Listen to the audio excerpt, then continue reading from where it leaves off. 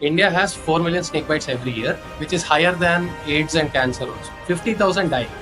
Wow. WHO has recognized snake bite death as a neglected tropical disease. That's actually very disturbing. School going बच्चों के लिए shoes है, office gorge के लिए shoes है, but farming, which employs 1/3 of the nation, there's nothing made. Saket, can you realize it has been 75 years since our independence? We don't have our own sizing system.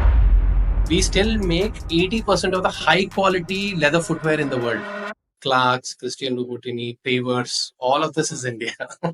Crazy. They make it Okay. and then they stamp made in Italy and send it from here. The challenge IIT had given us was you cannot sell these for free. You have to charge a token amount. But interestingly, these shoes got sold out in hardly like 5 days. We got decent feedback. We got the money from the sale of our shoes and we were coming back, and all that money got stolen.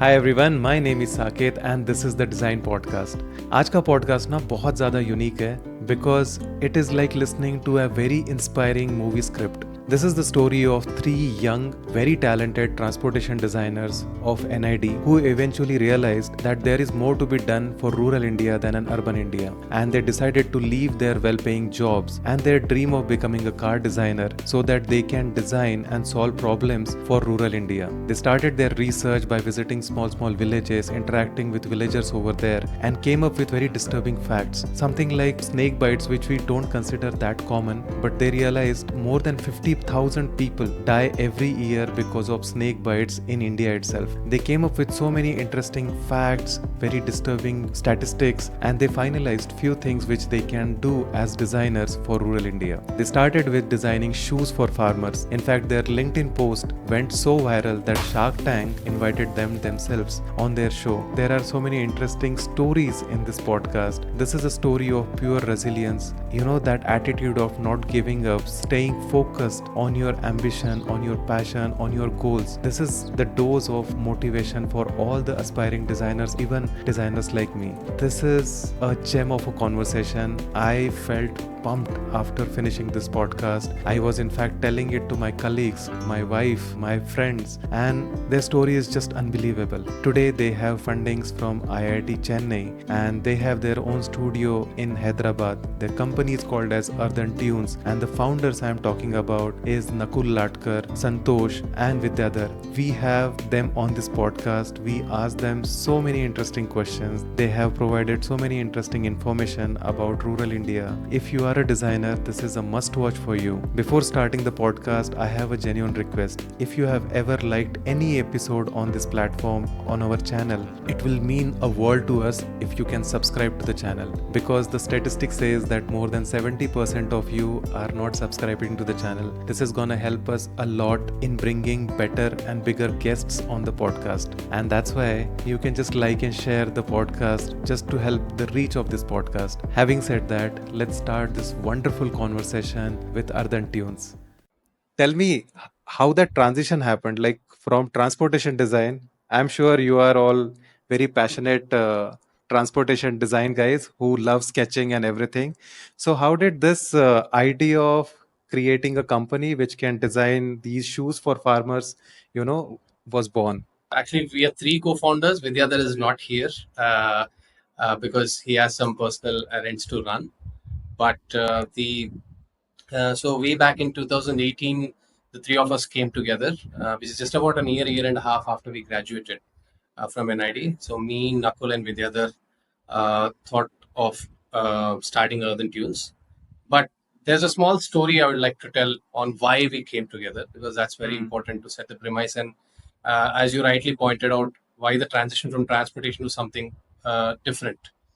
So, yes, all 3 of us joined with the dreams that we'll work for Ferrari, Lamborghini, and we still are very, very passionate about transportation design. But I think during the GP, right, where for the audience, NID has a 6-month internship that we need to do as part of the course completion. During that time, people, of course, got core transportation offers, but the 3 of us, although we were working in different firms, we got a chance to work on a wheelchair for a Okay. startup in Mumbai. Now, Okay. even we had taken up the project very reluctantly, in the sense that thinking it's just another thing we'll try solving. But during that time, we started interacting with the specially abled, and we started going around, and then we started realizing that actually there's nothing done. There's nothing done there, and we were able to find these very large gaps which need design intervention. Um, Hmm. in fact, we visited this place called AIIPMR in Mumbai, which is All India Institute for Physical Medicine and Rehabilitation. It's, I think, one of the only two institutes which certifies someone is specially able or disabled. They give a certificate so that you can get some incentives from various government bodies, so on and so forth. We were sitting there in the lobby, and that's when we realized that there's so much to be done, um, and it kind of clicked at that point of time that I think this is probably a better path to look at, rather than, I mean, all respect to designers. Even you are like a core automotive designer. It's not easy to be one, but we realize that there is probably slightly more need here, where if we don't design a specific wheelchair, these people will still be suffering. And then when we started going into depth, we realized that the present wheelchair design is about 100 years old. It has not had much changes since then, right? And people still suffer because India itself is not a wheelchair friendly nation. Hmm. So we took this as a premise, and we thought, can we come up with something which can make them more independent? Um, Both, you could say, because for them mobility is like a basic need. It's not like an extra thing, unlike for us, right? So for them, a lot of psychological and physical well-being also is related to this. So over the span of 1.5 2 years, we created close to 18 prototypes, and we came up with a unique three-wheel wheelchair.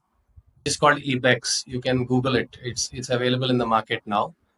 We Wow. also have a patent, although we didn't create this as a standalone. It was for another company, so even few of the people from that company are also part of the inventors list. But I'll tell you some unique things about this wheelchair. It's a three-wheeled architecture. 80% of the uh, parts of the wheelchair are made from bicycle, right? So you can get it repaired at a local bicycle shop. So now, why is that essential? Because most of the money that's made with wheelchair, especially electric wheelchairs, which is what we designed, was it's the spare parts cost almost 40% of the original MRP, and most of them have to be imported. So that is another intervention we came up with, and we also came up with this unique mechanism where you can climb like extreme gradients, like 30-degree gradients with 100 kg people on it, 100 kg person on it. So all that really clicked, and we that company received funding from IIT Bombay. A lot of recognition. The government wanted to work with us. They provided land in like prime Mumbai, where they told us to set up a factory and start working. So during that time, we actually saw how powerful design thinking is. Right? We often only speak about it, and probably not every project you get to explore it completely, because not everything is need based. But here we saw that there's huge potential, and we wanted to do something even more powerful. So you could say that project was very transformative in a sense. Right? Okay. Just to interrupt. So, was that your own venture, or you were doing for some? It was for another company in Mumbai. It was like a Okay. small startup who Hmm. per se did not have any core products, and we were the first team to address it. They came up with these two briefs, one Okay. with an electric bicycle and one with a electric wheelchair. So electric bicycle was taken by one of our other batchmates, and we somehow we took the electric wheelchair, and you know Acha. and we also saw this different like smile or satisfaction on the faces of the disabled people when they started using. I think that was very powerful. That's when we realized that there's something more satisfactory when you do this kind of work, when the users get to or use something which actually can solve like a very fundamental need. Right? Hmm. So uh, at that point of time, Nakul, like I was part of the project initially, like where, and then Nakul and Vidyadhar joined at later point. Nakul and Vidya were doing very well. Nakul was working for an EV firm in Portugal. They had offered him a job, and Vidyadhar was doing quite well with the RDC, Railway Design Center, Acha. in NID. But then they got involved in the project a bit. They also started seeing this fundamental changes happening, and then we realized, okay, I think there's something much larger which NID has always been trying to tell us. We probably missed the point looking at some other stuff. So, Nay, kudos to you, man, because that I can't even imagine. As in, I think we all go through that phase of that GP, what you said, no, graduation project. I feel it's very confusing time because there's a lot of pressure from the college, your personal goals and ambition. As you said, everybody wants to design Lamborghini and things like that, and there's a lot of pressure from family as well. That तुम लोग अपनी life के साथ क्या कर रहे हो? That I think it becomes very confusing, and on top of it, there's a lot of competition. And in that phase, I feel most of us we end up choosing something which probably doesn't mean a lot to us, but probably means a lot from the society's point of view. And that's why I am very impressed that at that moment you guys decided to see that need, and keeping your egos and keeping your personal preferences. Like, that's very impressive that you told that Nakul was in Portugal, like doing that job and all.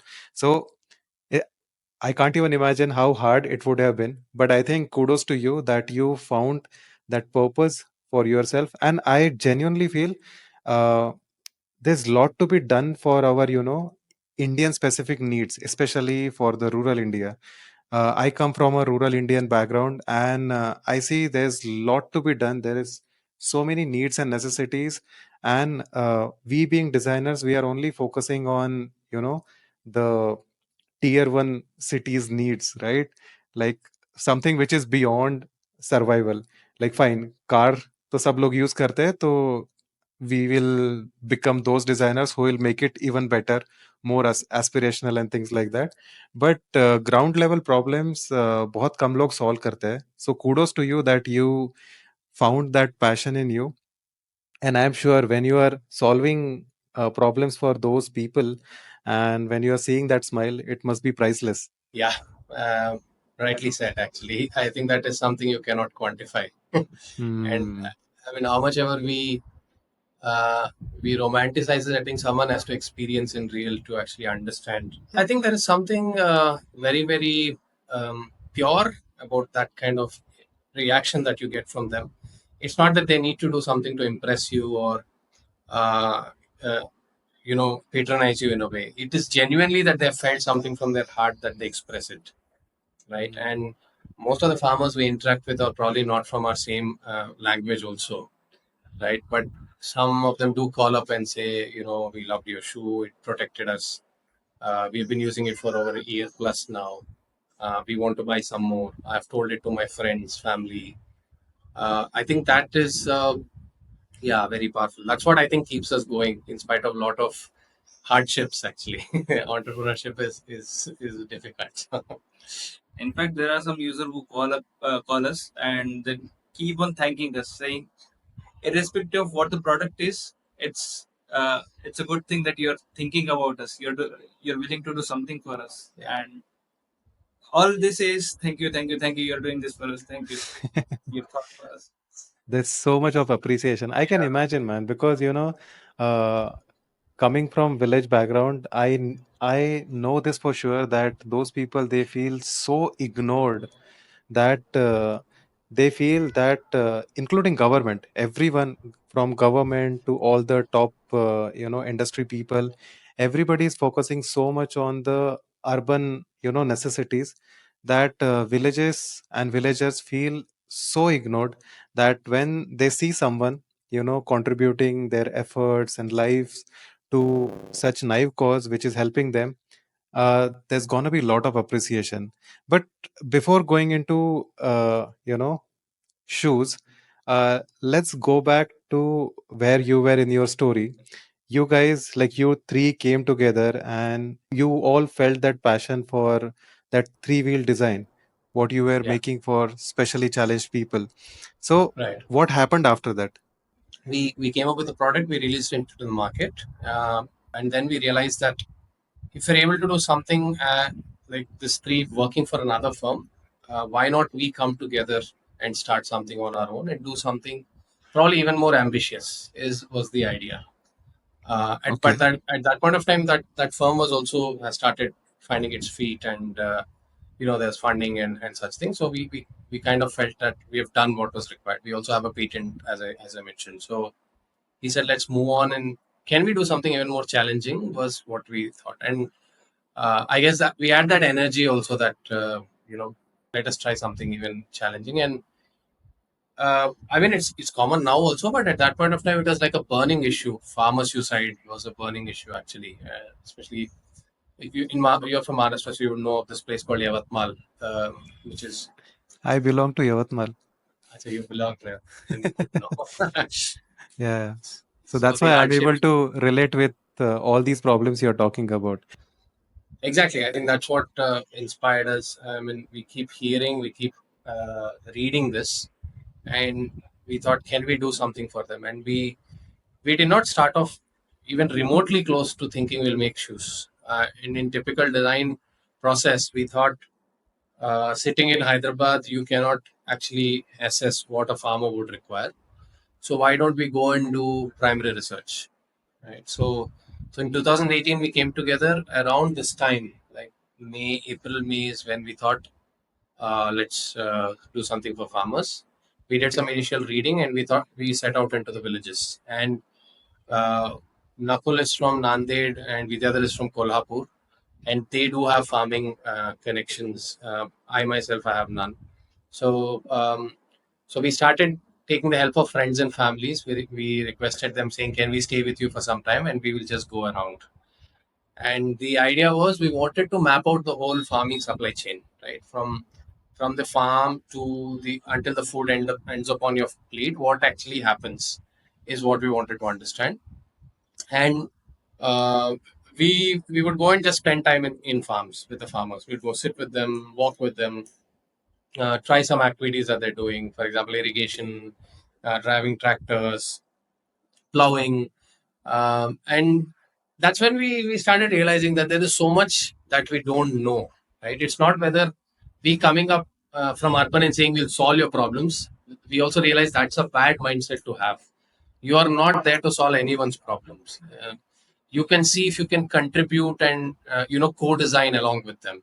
You cannot I mean, it's kind of like a modern version of racism, right? That's how the Britishers came and said, "We'll do something for you," which was termed as white man's burden, and that's what we are doing to the rural India. And also, rural India per se is perceived like a very monolithic structure. Like you have this very stereotypical thing. You imagine a person in torn, tattered clothes with dhoti, or a woman in a specific attire, but rural India again has a lot of fine layers, which you'll only realize if you go, right? So then we went to Nanded, around 10 villages around Nanded. Then we went to Wardha. Then we went to Kolhapur. Where say we were like in 8 to 10 months in villages, and we also had some very interesting interactions. We had interaction with Subhash Palekar sir, who is one of the forefront of organic farming now. Hmm. Then we also took part in Shramdan in Pani Foundation, which is an initiative by Amir Khan of trying to elevate drought in rural Maharashtra, where the local villagers come together. So again, all of this is like super transformative. You start realizing that you have learned nothing in your formal education actually. Um, and of course, there was a lot of problems. This middleman, which you keep listening, we actually saw it with our own eyes in a very specific market where the middlemen were clearly they've created like a mafia and they were not allowing the farmers to take their share of what they came for. Um, yeah, then all the just lack of even basic facilities. And then we came back and I think we made a list of 30 problems, and out of that we shortlisted 5 problems, which is part of our timeline as Earthen Tunes, what we would like to solve. And the first problem is the footwear. So now we know that we wanted to make footwear, and we knew what the requirement was for a farmer. Like we knew that they did not have appropriate footwear. We also realized that there's this very romantic notion where you say walking barefoot is good for your body, you're in touch with Mother Earth. We also realized that's not true, because right now the kind of conditions that farmers work in, they're very, very difficult. The soil is very hard, then it has a lot of sharp objects which could actually injure you. Then there's extreme level of snake bites and all, especially Okay. where there is paddy, though it is like super common. Acha. See, I'll give you some statistics, Saket. Like Huh. it's startling. India has 4 million snake bite deaths. So 4 million snake bites every year. 50,000 die 50,000 every year. every year, which is higher than AIDS and cancer also. Wow. Okay, that's actually very disturbing. Okay. Yeah. And WHO has recognized snakebite death as a neglected tropical disease, NTD. And they have also done a survey called 1 million snakebite survey, where they found some really startling stuff. Okay. Wow. So Okay. now this is the snakebite aspect, just I'm talking. Now, if you just walk barefoot, okay, there are other issues which also are there. These people generally have cracks, and through the cracks, you're giving openings for infections to get through. So there are a lot of parasitic infections which per se you don't see the effect now. Over a period of time, they start affecting you. Then there are Hmm. also chemicals. For example, if you work in very high ferrous quantity, red soil, there's a lot of ferrous quantity that gets into your blood supply and causes issues. And that 1.5 billion people worldwide are affected Wow. just because of Okay. walking barefoot. And why was this kind of issues were ignored till date? As in, there are so many shoe companies, there are so many, government agencies. Why nobody is doing anything like this? The more you go into India, you'll realize there is a lot of stuff needs to be done, and that is one of the main reason we are into education. One of the main part that we are trying to do when we teach is to encourage kids to design for India, because as you keep looking everywhere, you will realize that actually nothing has been done. Hmm. A lot of what we do here is Western products that we try to force fit here by Hmm. I mean, India is really good at cost effectiveness. You'll have to give it to that. But we believe that's not the only form of innovation. And footwear was for us like a tight slap. We realized that we need to wake up. Crazy. So now that you found out those five problems and you decided to go ahead or prioritized footwear, so how did you approach about it? We started looking up statistics, and that's when we realized that actually our primary research is matching with what the statistics say. हमने आंखों से तो देखा है कि लोग barefoot चल रहे हैं. There are cracks. When we came back and we searched, that's when all these startling facts started coming, and we realized actually there's nothing. Hmm. Like Vidyadhar, our co-founder, says that school going बच्चों के लिए shoes है, office goers के लिए shoes है, but farming, which employs 1/3 of the nation, there's nothing made, right? And people generally assume कि gumboots है, gumboots use क्यों नहीं कर सकते? So Hmm. gumboots again is a Western hangover. These are actually called Wellington boots, जो Hmm. Britishers लाए हैं, and अभी they were used for a very different purpose, and now we are forcing, or probably farmers don't have any other option other than to wear gumboots. So there is something unique that needs to be done. We did not know at that point of time what it is. We only knew that there was some footwear that needs to be made. What we also now once we finalized the brief, we again went back to villages and we started looking for materials. So this is where actually it goes really different than any conventional design problem. Conventional materials in shoes are like plastics and leather. We thought this is like a local rural problem. There must be a local fiber that can solve this. So we did like this again, fiber and natural material research. We explored again 15 natural fibers. That went on for about 6 months. We went Okay. to Kerala, then we went to Maharashtra again and Telangana, and we started making prototypes. We made prototypes with banana fiber, jute fiber. We also would take the locally available footwear in the local shops. We would wear those and also walk into fields. We took Oh. football cleats, because football cleats can each you have this very sharp studs, right? We Hmm. often keep associating कि अगर ऐसे spikes है तो आप चल पाएंगे, right? Uh, That's not true. We wore woodland, we went. That also did not work. Or woodland type shoes, like those very rugged ones. That's when we realized that farming is not a natural phenomenon. Farmland is a man-made specific conditions for growing food. Hmm. So it is not something which is naturally available. That level of slush and moisture is not naturally available. You create it, right? So it needs something very different, right? Hmm. And we also started realizing the problems with existing footwear. For example, gumboots, if you wear for too long, water, they say it is waterproof, that's true. Hmm. But once water goes in, it will not come out. And that causes a lot of problems, fungal infections. So, farmer feet, if you see, they have white depositions. Those are actually fungal infections. Then we also saw that most of the footwear are only comfortable in one weather type. Like if it's comfortable in summer, you cannot use it in rainy or in winter. Vice versa. If there's something which is comfortable in winter, it will become horrible in summer. For example, gumboots, you cannot use them in summer. They just sweat so much that it will become very difficult. Right. So these are some of the gaps we found. Hmm. And then we started researching natural fibers. Most of the footwear we made were failures. Right. They were failing mostly in moisture. When we started taking these natural fibers, they don't work very well. Until someone in rural Maharashtra told us about this blanket, which is water resistant. So we were in villages for a long time, and we started thinking कि ये कोई और superstitious चीज होगा, ये लोग थोड़े शायद exaggerate कर रहे हैं. And then we went to this small town in Maharashtra called Navargaon, and we still have a video of Nakul putting that blanket over his head, and we poured water from top, and it didn't go through. Wow. And yeah, and that is actually magic for us. When we saw it with our own eyes, it was sorcery. And then we took the blanket and we did like this, and the whole water just went away, and it was completely dry. And then we Okay. came to know that that blanket is what is known as kambli or gungdi, uh, which itself is a traditional blanket. And weaving that Acha. blanket is a craft. So that opened a whole different angle there. Okay, but And what is the material? Just it is curious. Indian wool actually.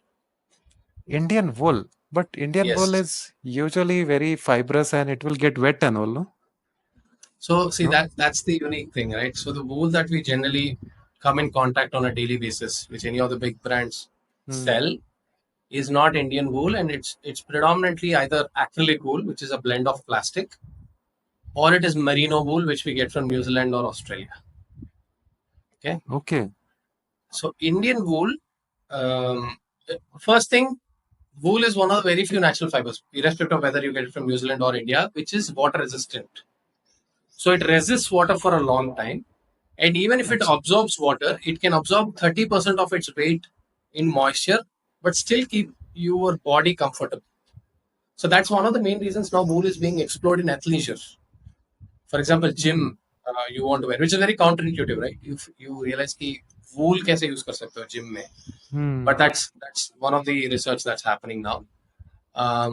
And we've also seen that the local communities, actually, this blanket is woven by the pastoral communities.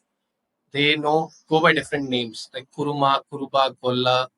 These people, their livelihood is based around sheep and goat. Okay, Okay. and they have been in existence for millennia. Actually, pastoralism predates agriculture.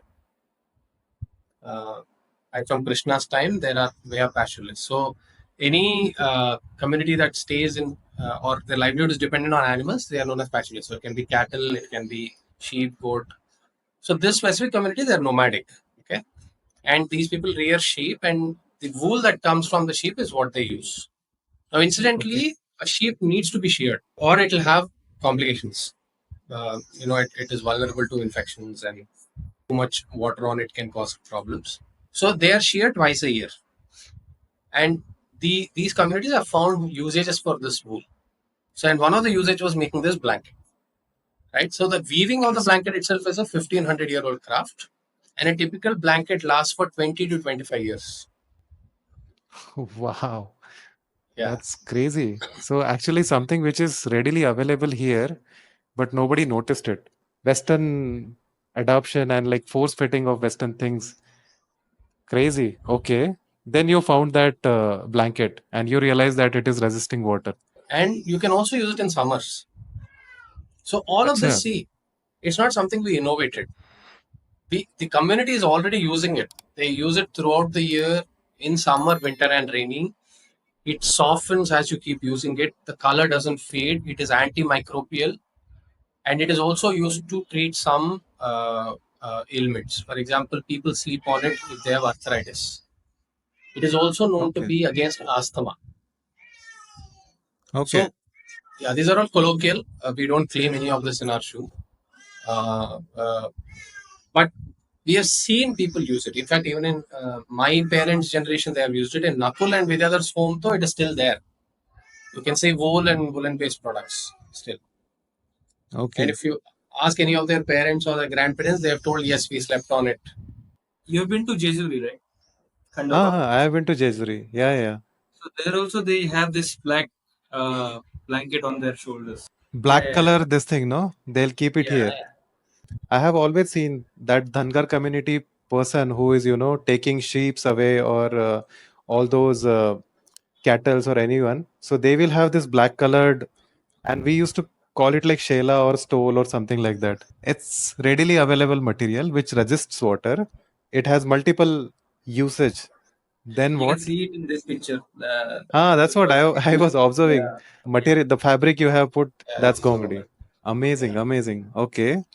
What also started happening is we started looking at this craft and we realized that craft also is in a bad state. This weaving of this blanket itself is like a very intricate process. It is done on one of the oldest form of loom known to mankind.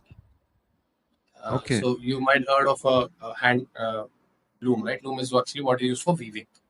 Hmm. Now this is done on a pit loom. Pit loom is basically they dig up a hole in the ground and they set up this loom. It is completely human powered. There is no mechanical mechanization anywhere. And typically, a Achha. blanket weaving takes about 4 days, and the yarn preparation takes about 1 week. So total one gongadi takes about 11 days to be made. And the weavers who are weaving it are right now their average age is about 60. So this craft is actually an endangered craft. Wow. Okay. So that's when we thought, okay, so we have a craft on one end, we know it works, and we have a need in rural India. Is there a way we could connect these two? And probably in the process help revive the craft while also addressing a local need. I mean, people walking barefoot is common across rural India. And the original model we devised was circular. We will source the material locally. We will train the local women to make shoes, and we will give it to farmers at very very affordable prices. And the Interesting. whole design happened like that. So this is where I'll take a slight deviation. Where of course there's wool. We understood wool is there. How do we make the wool into a shoe was a different challenge altogether. Uh, Hmm. because it's not a conventional material that these people are used to working with. And we per se are not trained in shoemaking, right? We were also learning on the fly.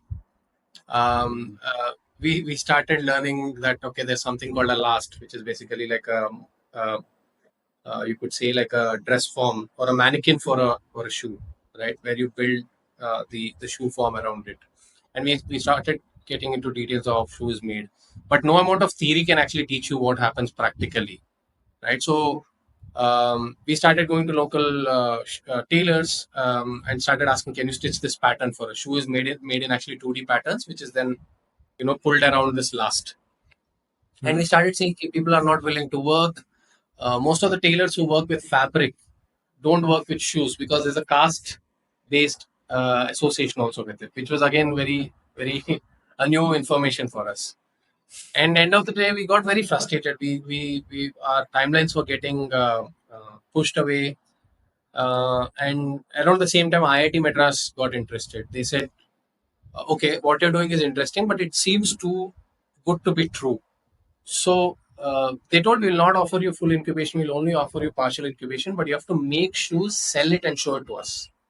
So we were on a timeline. We had to crack making shoes from this material, and um, so we started exploring. we realized we cannot depend on outsiders to make the shoe, so we learned how to make shoes. In fact, Nakul and Vidyadhar got exceptionally good at it. Nakul learned how to knit, which there's something called crochet, and he made one of the first shoes using crochet. Uh, then we also did conventional knitting. Then we started trying what is known as pasting and pattern cutting. And that's when we realized कि tailors काम नहीं कर रहे हैं. So we bought a sewing machine and we learned how to stitch. In fact, we Wow. requested one of our friends from apparel design to come down to Chennai and teach us how to stitch. And I think again Nakul and Vidyadhar were good, and Vidyadhar got very good at it. Although we used to divide the work among ourselves. So Vidyadhar became like really good with on par with what the present tailors were doing. He was able to match that speeds. And that's when we started churning out prototypes. We made close to I think 60 to 70 prototypes just in IIT. Right, IIT at that point of time called us and said, "We'll give you space also. You can sit here and work. Not a problem." But we had to make shoes and sell. So finally, we made the upper. Upper is the fabric part of the shoe, but we weren't able to find the right sole.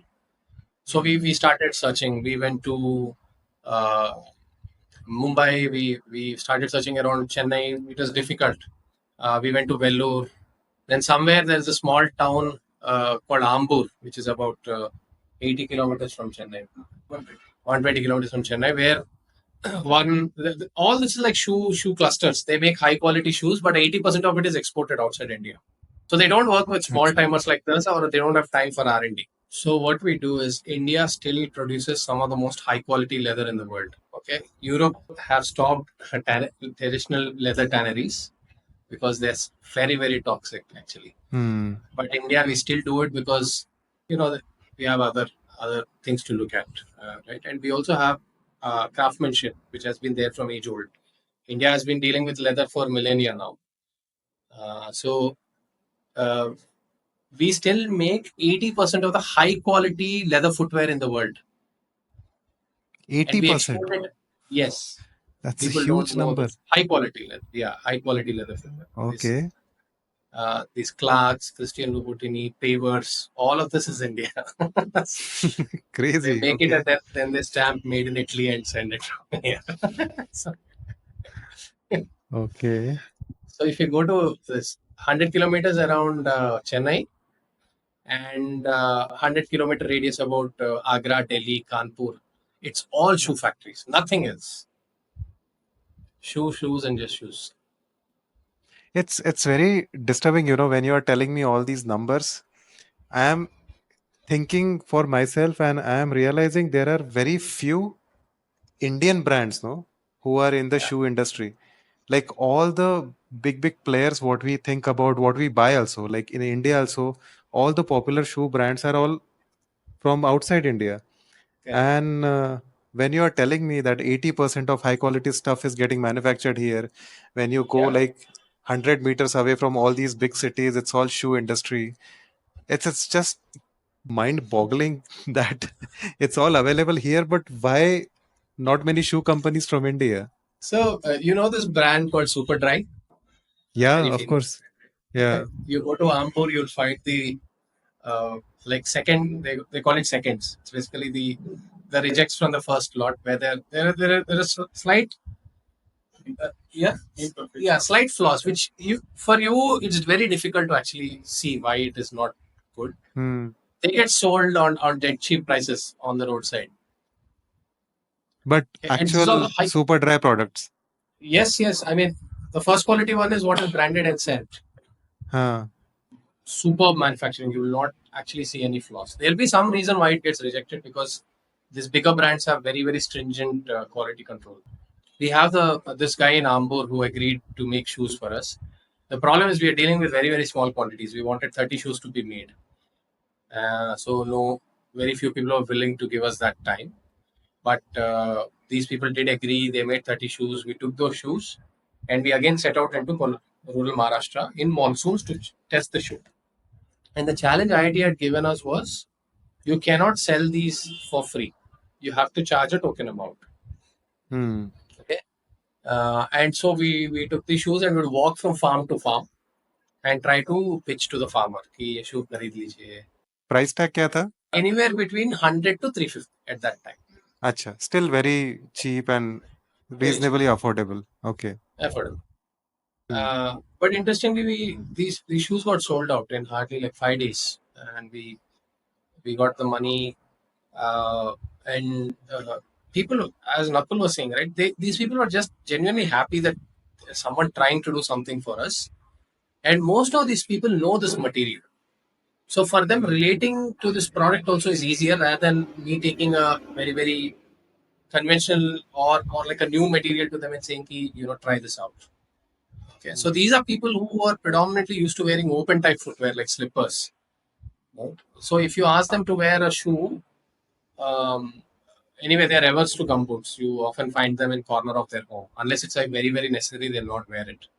Hmm. But this is like this product that we made is very unique. Right? It is like very lightweight. It has like a very fabric feel. It keeps your feet warm, almost like how you wear it on your upper body, and you can walk around with it. So that was very fascinating for them. Now we got decent feedback. Of course, there were flaws in the design.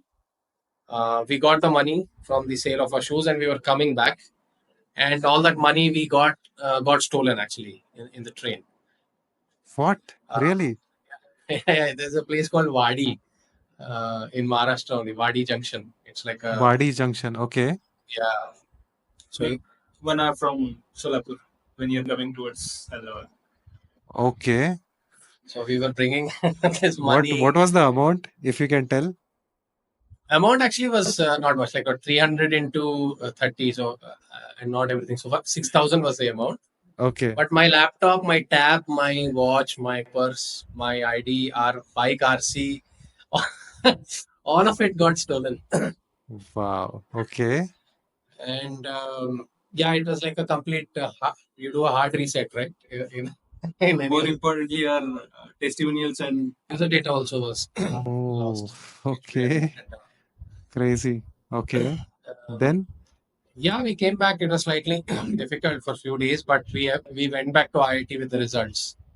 Then I, ठीक है, like that's where I think family plays like a very big role, right? They said it's okay. I mean, keep doing what you're doing.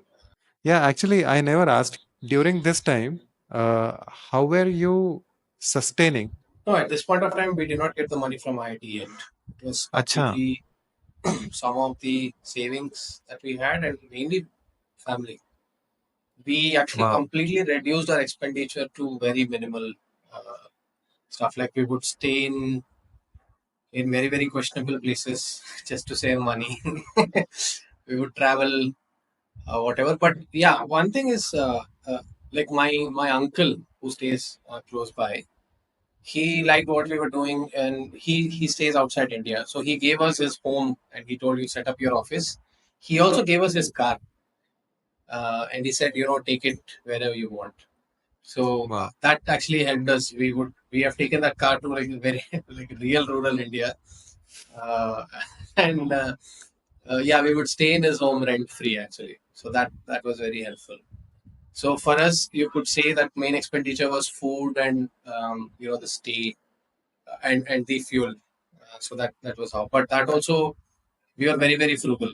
We in fact did some calculations. We were living almost like 10,000 per month per person, less than that, which includes R&D. huh? R&D also. Research. Yeah, R&D also. Okay. So company Sounds like expenses, including everything, you were spending like 30,000 a month. So when it got stolen, we came back and we shared the results with IIT. And luckily, IIT said this is interesting. And I think IIT is run by very highly respected people. We have Mr. Professor Ashok Junjunwala, who is the president of the research park, which is adjacent to IIT Chennai, which is the incubation center. He's a Padma Shri himself. He looked at our product and he said, this doesn't seem like it's going to work. You guys are trying too many things at too much time. Do this pilot and come back, and then we'll discuss. So when he saw the results from the pilot, he was also very fascinated, and he also has like a genuine love for rural India, and he always wanted to do something for it. And purely, he saw that we were trying. We were trying as much as we could. There was a lot of hard work. And in spite of the fact that our product was not very refined at that point of time, he said, okay, I'll support you. And he said, and IIT then opened their gates. They they provided a space, capital, mentors, all that. And once you have an IIT tag, a lot of stuff starts opening up. A lot of doors start opening up. It's almost like a brand, right? So interestingly, we were the first design-centric startup at IIT Madras. There's no Oh, design-centric interesting. startup there. It's a deep tech Okay. incubator. They don't take companies like us, actually. We are unlike any brand that they have. But they started seeing that we also bring a very different flavor to the products that we do. They are very, very, there's like design sense in everything we do, right? If we make a presentation, it looks nice. We make a shoe prototype that also looks nice, which they started liking. We would set up a stall that also looks very nice. You would know that generally the very engineering based don't look great, right? Probably there's tech, Mm. but the way they present is not very very appealing. Mm. And we were the exact opposite, right? Per se, it's not like very tech intensive. It's more traditional knowledge, but it's presented in a very beautiful manner. So they started liking this, and then they gave us funding, and that's when. So what happened is after 3 months after the initial pilot, we were continuously collecting feedback. All the shoes we gave got damaged because interestingly, that shoes that we made were made from a process called pasting and stitching. So basically, the upper wool is stuck to the sole with a glue, and then it is stitched. But we realized that no adhesive sticks to this wool, which is again very fascinating because of its very hairy nature. You put any liquid on it, you put any even spray paint, the upper layer just peels off, okay, like a hair, like it just drops off, and you have a Mhm. fresh layer. So we realized that we cannot go ahead with pasting, so we had to find out another way of manufacturing. So then again, it took us like a long journey where we finally ended up in Agra, where one gentleman agreed to manufacture our shoes with another process called molding. In molding, the shoe sticks exceptionally well. In fact, there's no sticking per se. The bonding is very, very strong. And then we got those shoes tested at an institute called CLRI, Central Leather Research Institute, where the first thing we tested is how is the bonding between the upper and the sole. And our shoe is on par with any high performance shoe in the market, right? So anything happens, the upper and the sole will not separate. Then we started working on the design aspect with again this Agra guy said initially he was not very very positive, but then again he saw that we are doing this hard work. We are these young guys from in southern part of India who are trying to do something, and he had some soft corner for southern India because he studied here. So he said, "Chalo, I will do production for you." He is a big guy. He does all this production for very large brands in Europe like Tavers, Eco, Clarks. He per se, and he only works in leather. Interestingly, and the fabric we took to him is very new. So there's a lot of R&D that he also needs to do, and sit with us and try to understand how to make this. But he agreed. And finally, we had our first lot of shoes, and that was 2021. And then COVID hit. 2 years. So, did you start this thing? We started in 2018. We registered in 2019. So, About the same 18 time we got started, 19 registered, 2020 you got the first lot made, 2020 or 2021? 2021. 2020 to 21. You could say around November. Yeah. November is when we got the first lot, November 2020. Okay, and I think that was the peak COVID time, Yes. November 2020. Okay. Then what? So we got these 1,000 shoes, and people like you and press were very interested in what we were doing, and we got a lot of press coverage. In fact, like our reach just exploded at some point of time with COVID. Like we were trending on LinkedIn and some stuff like that, and we just opened our website for initial orders, and we had about 600 or 500 bookings in like first 6 to 7 days. Wow. Okay. And you had the And stock of 1,000 shoes. no, So by the over there time the you're. shoes did not come, the shoes did not come by then. We knew we Oh, just placed the order, but people are willing to pay money upfront also. So same design, we have one from the Deccan wool, which is for farmers, and one for urban, which is from Himachal. Yeah, and so we sell for the farmers at a subsidized price, and we make profit on the urban shoe. And part of the urban shoe profit goes in subsidizing the farmer shoe. So that's the model we follow. Interesting. So, uh, as I understand, 2021 was would be your inception phase when the booking started, when you had all that first pre-orders, and you would have also, got some confidence that fine, this is working, there's good traction, and from that point, so when you had this initial really good positive traction, how did you, went on to create a space or create a complete manufacturing setup? Because I'm pretty sure after this, your target would have been to create a big independent sort of facility or a ecosystem where you can create more stock and provide more for farmers. Interestingly, in shoe business, the brands that you see on the forefront do not always have their own manufacturing units. For Okay. example, Adidas still has third party manufacturing units. Hmm. Bata has their own factory for sure, but they also have a lot of outsourced products. Acha. So in shoe business, interestingly, the brands that sell not necessarily manufacture. Okay. So it's all outsourcing. Yes. And there's a huge ecosystem in India, which again ties into what we were discussing earlier. That's why a lot of brands manufacture in India. So we are the Okay. back end office, similar to how we are in IT. How does it work? Like, where are you exactly? Like, what is the current situation of Earthen Tunes? So what we do is we source the material in form of blankets from Hmm. both Deccan, which is predominantly Karnataka right now, and Himachal. And we send these blankets with some process and value addition done to the factory in Agra. In Okay. Agra, they make the shoe, they put it in a box, and they send it to us to our studio in Hyderabad, from where we ship. Amazing, man. So, what is the vision? Like, what next from here? For us, the vision is we want to impact 1 million farmers. Okay. I think that So, is a very, what do you say, humble target. I think you can easily, easily reach more than them. and in the process, also revive food. So, wool is something which came later, but we also realized that for our business to survive, we need to make sure that there is ample raw material supply. Okay. Because what I told you is a traditional craft, right? Wool, and I also told you that the weavers are in their last Hmm. stage. So now it has become a twofold endeavor. We also want to make sure that the craft survives, and we also want to make sure that the shoes reaches farmers. Now, Okay. interestingly, last year we had some really positive developments. We also realized that since this is so much into social, a lot of CSR companies want to support us. So we received CSR funds through IIT, from ITC, from Wells Fargo, and we were able to reach almost 7,000 farmers till now. Okay. And in the process, we've also provided employment to almost 20 weaving clusters, 15,000 hours in employment, and 15 lakhs in income to the weavers. Wow.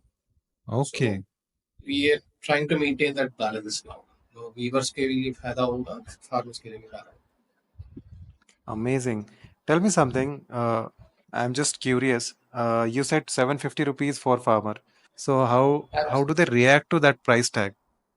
No, for now, the farmers we are giving, since we got CSR and urban subsidy, we give them at 100 rupees now. Acha, huh. Then I think it would So, be more affordable to them. yeah, 100 rupees is, or that is also we charge as a nominal thing. And even before we arrived, even before this CSR and subsidy, uh, Hmm. we found this 750 price point by evaluating their usual purchases. Acha. Usually, a typical farmer purchases around 6 to 7 footwear per year, and each of them costs 100 to 150 rupees also. But eventually, it cost 1,000 rupees a year Wow. because Okay. none of the footwear lasts. Yeah. Acha. And this one, Other Tunes shoes, you said they last for a very long time, right? Like previously you Minimum an said year, year and a half. If easily. you use like Yeah, easily. Even in like super rugged conditions, you use it lasts for a year and a half. We have farmers who have been using it for 3 years plus also. Okay, amazing. So tell me now, let's talk a little bit about design. So because this is design podcast, uh, so when you thought about the shoe, okay, what were those two, three requirements which are very unique and specific to farming, and what kind of design interventions you did to, create that unique set of uh, design elements in your final shoe design? This is our latest variant of the shoe we make for farmers. We call it ER. Yar. Um, yeah. Okay, nice name. So the upper is woven Indian Deccan wool. Okay, Hmm. and the sole is high grade PU. Okay, and this is molded, which I was talking about. So there is no glue here. Okay, so Okay, this is like a very very significant design intervention you have to do because the whole process had to be changed for this to happen. Okay, interesting. now Okay. PU is one of the best materials if you want to make a shoe for these tough conditions Hmm. because it has more flexibility in the sense that this flexing it can take. It is Hmm. super rugged, so thorns or any sharp objects will not go through. We have done that testing, and also relatively in comparison to other materials like TPU, U, TPR, or even PVC, which is one of the Hmm. commonly used materials in rural India, slush sticks less to this. I'm not saying it'll not stick, it'll stick, but if you put like, for example, put it on a running water, it's much easier to clean it off. Okay. Hmm. Interesting. Okay. Second thing is, we know that farmers don't like tying a shoelace, right? Hmm. Um, so for us, you just need to tie the lace once, and after that, it can be used like a slip-on. So there's no tongue. You see, it's like Hmm. a monolithic design. Interesting. Okay. Okay. We also found that a shoe which has tongue is the part here. If it goes into moisture, the tongue starts moving around. So we completely eliminated that. Secondly, it is a wide toe design because farmers have very, very wide feet. We just came to know, but in our last 2 3 years when we were doing our sale, that even this is not sufficient. You need even a Okay. wider sole and a shorter length. Now, Hmm. unfortunate problem again, colonial hangover. We still follow UK sizing. India Acha. just recently initiated Bharat sizing (BH), which is being Okay. done with FDDI and other organizations. But that was good news to our ears because Saket, can you realize like, it has been 75 years since our independence. We don't have our own sizing system. Kudos to you guys, man. As in, I'm very motivated and quite impressed with all three of you, and your vision, because it's very fascinating that a very simple accessory like shoe was never done from Indian point of view. Farmers create the majority of our population, and for them there is no thought given to. And as you said, all the statistics like snake bites and the kind of fungal infections and things like that. So there's this dying need for such kind of product, and you have built that. And those kind of design elements what you just said, like having a wider footprint, the tongueless kind of design, the co-molded design, which is removing that problem of adhesive and everything. It's very amazing, and I think that's the right use of design education. I think you guys are putting at work. So I'm very inspired. Awesome, man. So let's go back. Most of the audience here is aspiring designers or design students. So uh, I have my own opinions about design education in India, especially.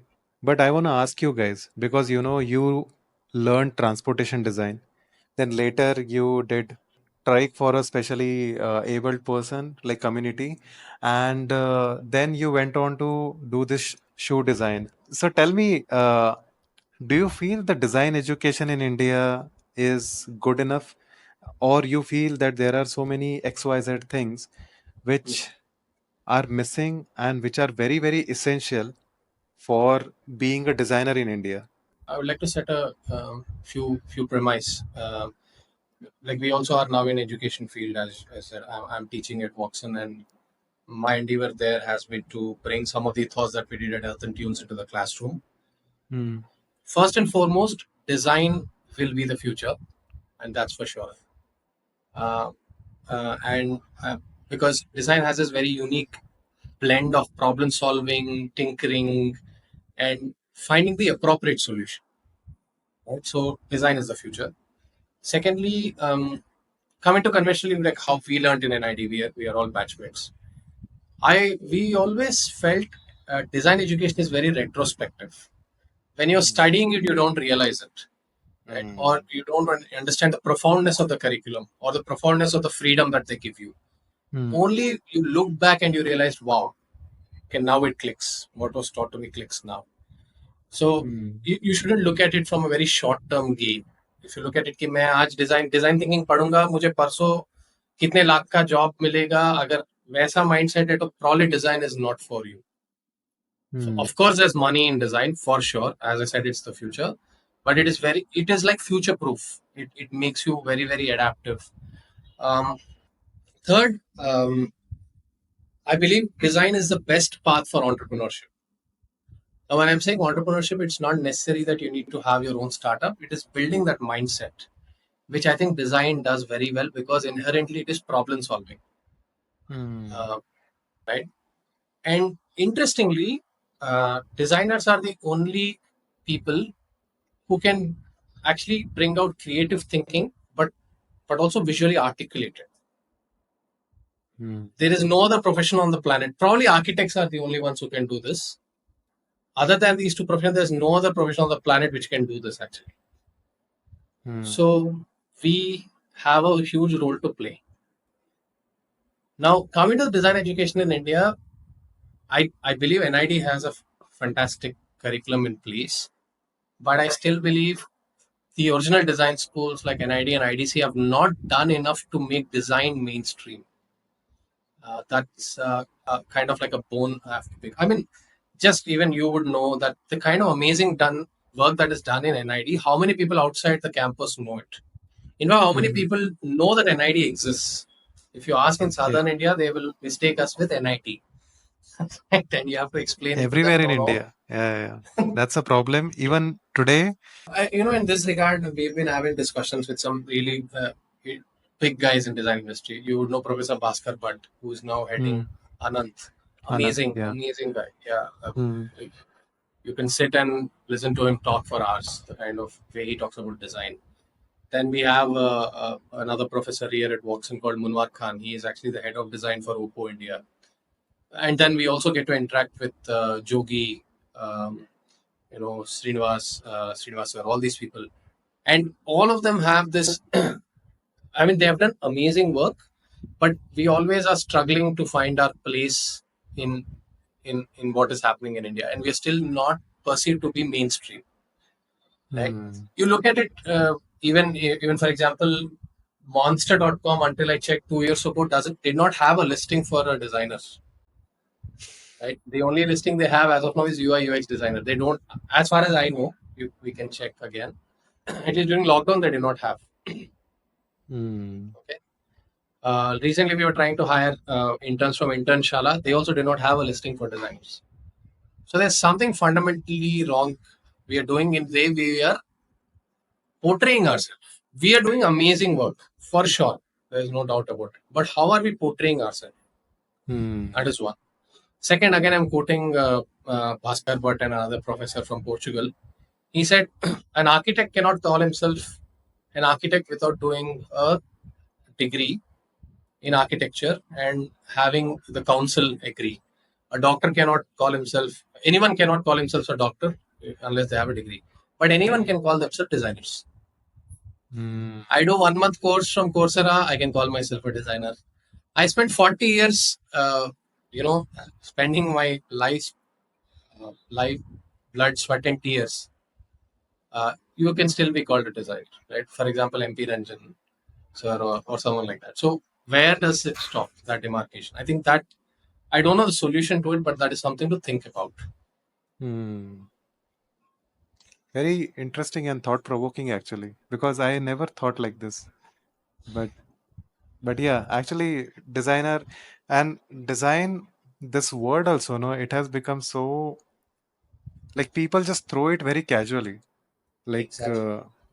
so any pattern somebody makes, people will call it design. And there are so many, designations or position in the company also, which gets Mhm. confused with actual design, like design engineering. Then there'll Yes. be, pattern Mechanical designers, design, this mechanical mechanical design, design. chip So design. design of machines and all this kind of.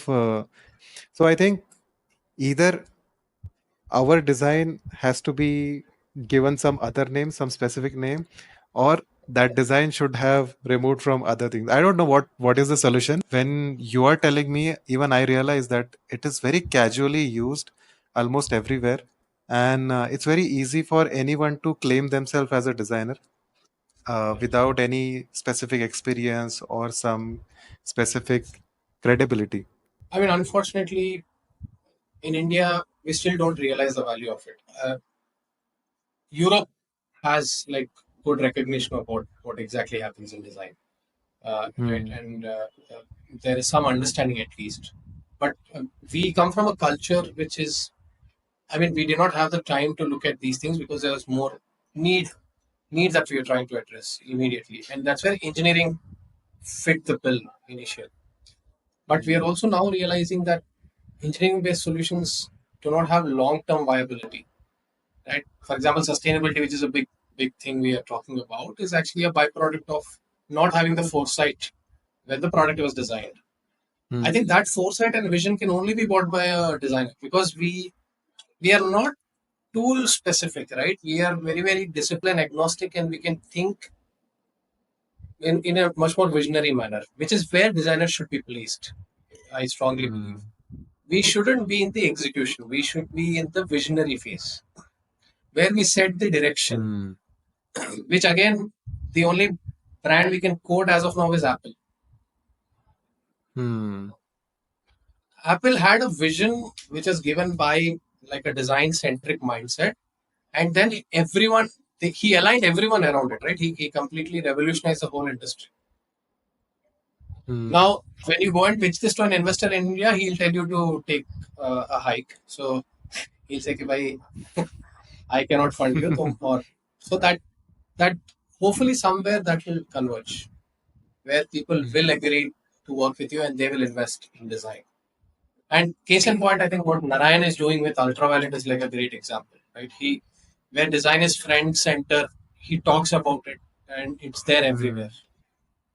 Hmm. We need more brands like him Hmm. to make like design desirable and understand its value. Because motorcycles तो हर कोई बना रहा है, but no one is making an F77, right? Similar like shoes तो हर कोई बना रहा है, but यार सिर्फ हम ही बना रहे हैं. Hmm. And this is just one of the possibilities. If you ask us as a designer freewheel कि तुम you give me a vision for next 100 years what footwear you can make, I can we can give you. Earthen Tunes can give a vision for what footwear need to be for next 100 Hmm. years, right? Very interesting. Very interesting. And I'm really hopeful for, because like you guys or Narayan, all of you guys are, kind of promoting design. Even Pratap Bose in car industry.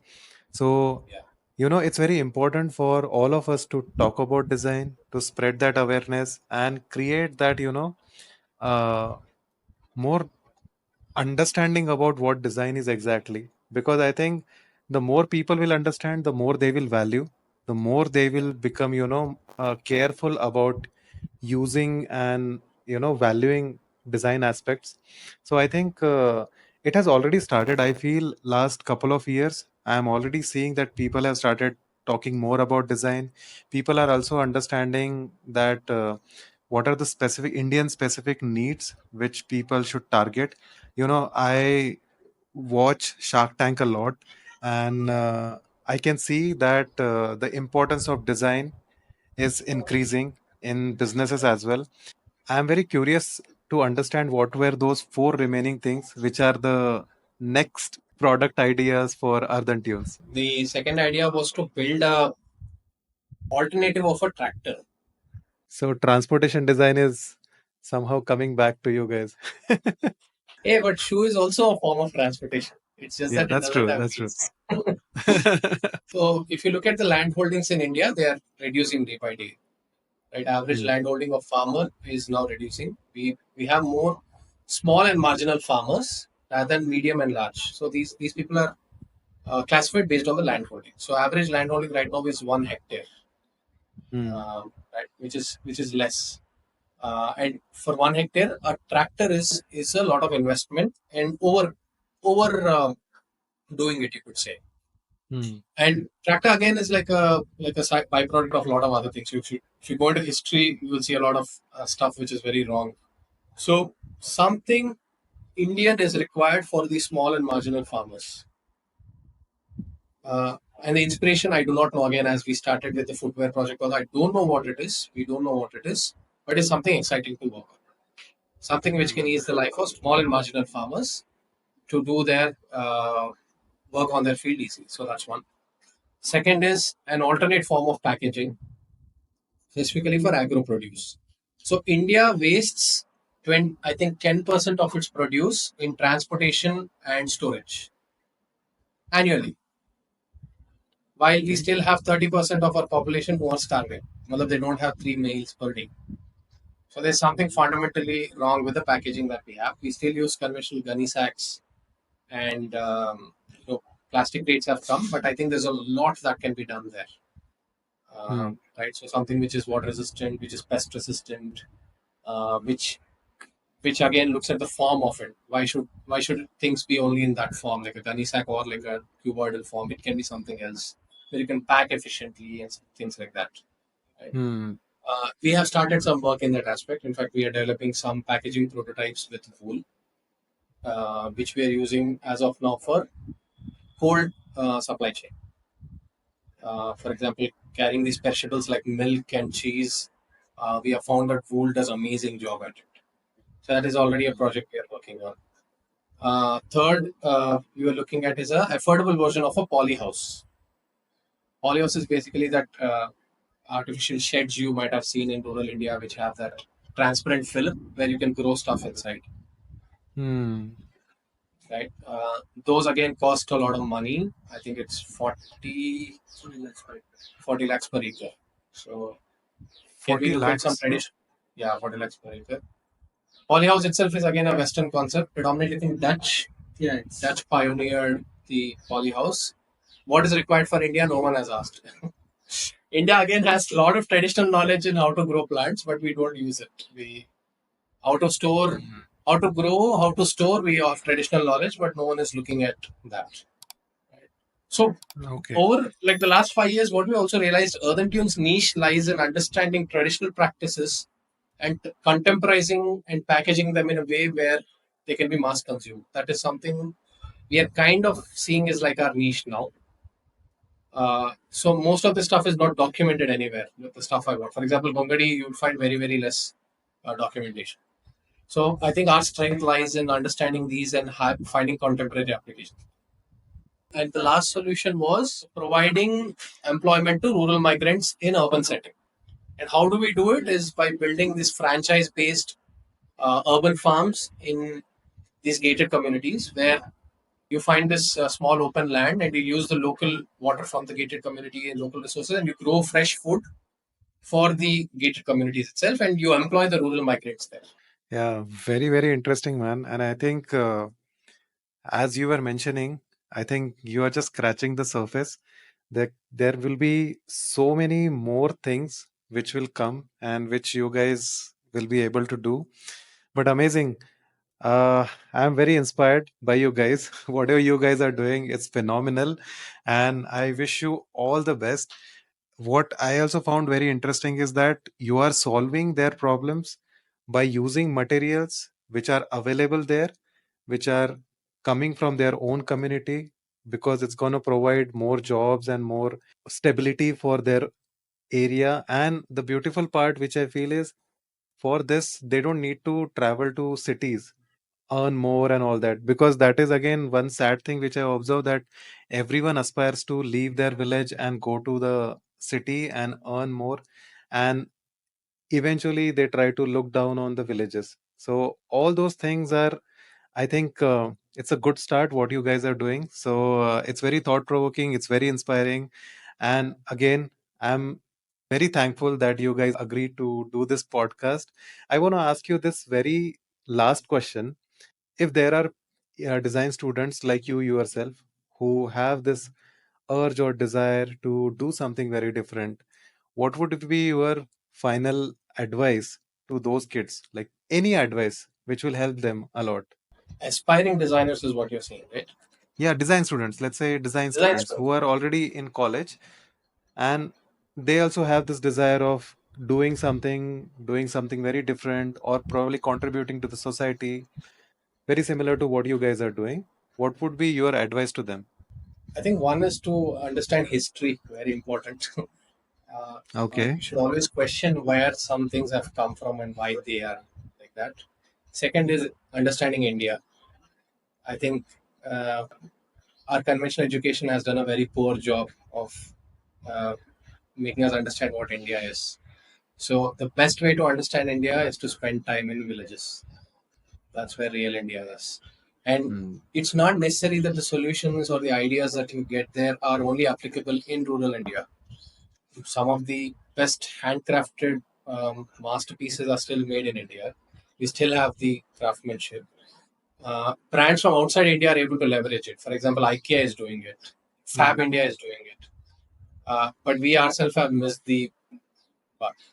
So even transportation design, you'll be surprised the kind of possibilities that you go into rural India, you'll start observing, and that can have applications outside India also. I mean, in urban India also. Hmm.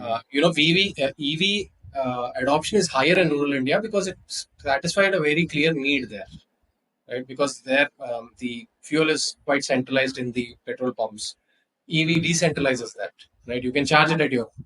So that's why the adoption rate is so higher. So these kind of ideas you'll only get and you'll understand Indian psyche only if you go into rural India, because deep down we still have those roots. Hmm. अ, हम हम bargain इसलिए करते हैं क्योंकि कहीं से तो fundamentally हमारे ब्रेन वायर्ड है उस चीज को लेके, Hmm. Right? So if you want to understand Indian psyche you need to go to villages. Hmm. I want to ask the same question to Nakul as well. He hasn't spoken much. So, if you have Yeah, one yeah. advice to give to these young designers. Yeah. To add to what Santosh already said, uh, I would quote a sentence from David Beckham. You know, his colleagues used to ask him, "Why are you spending so much on your cars?" He said, back then, he said, "I want to be a fashion icon," but nobody understood. So he later quoted, "Nobody can see your dreams. You have to just show it to them." Same like our design. Whenever you're showing a concept or showing one idea, nobody will believe if it is very new or genuine. You'll have to show it to them by turning it into a prototype in various ways. So you cannot leave your ideas, Yeah. thoughts behind. Amazing, amazing. On that powerful note, I want to say thank you once again, guys. This was a wonderful conversation. I hope you guys enjoyed it. And I'm sure this is going to bring a lot of value and wisdom to all the aspiring designers out there. So, thank you for doing it. Thank you, Saket. Thanks for having us on your design show. Love the work you're doing. I think it's as I mentioned earlier, this is very much required to bring out all the amazing stuff that designers in India are doing. Actually, keep up the good work and all the best. Actually. Thank you, man.